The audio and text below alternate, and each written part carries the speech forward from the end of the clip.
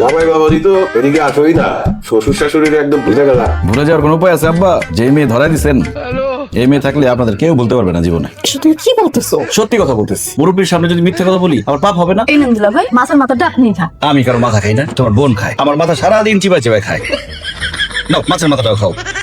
দুলা ভাই, আপনি আসবেন জন্য আম্মা নিজ হাতে রান্না করছে। রান্নাটা অনেক মজা হয়েছে না? শালিকা এত বাড়াই বলার কিছু নেই, রান্না আজকে খুবই বাজে রান্না করছে আম্মা। আমাদের বাসার বুয়া এর চেয়ে স্বাদের রান্না করে। আপনি বসেন না, বসে খান, তাইলে বুঝবেন কত বাজে হয়েছে।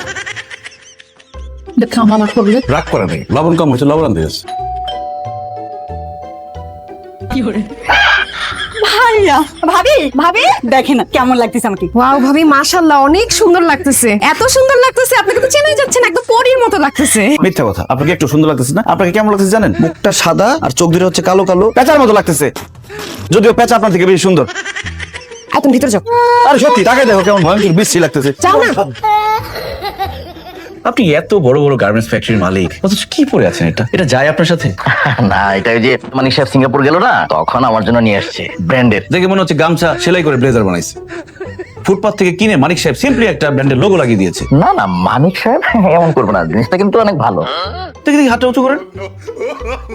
ইয়াল্লাহ, বগল তলা তো ছিঁড়ে গেছে। বস সবাই দেখি আপনাকে বলদ মনে করে। বস যদি বলদ হয় তাহলে আমাদের কি অবস্থা হবে? আপনার না শব্দ চয়নে কিছুটা সাবধানতা অবলম্বন করা উচিত। কেন বস? বলদ কথাটা কি আমার সাথে যায়? আপনি আমাকে ইনোসেন্ট বলতে পারতেন। আসলে বস যারা একটু বেশি ইনোসেন্ট তাদেরই বলদ বলা হয়।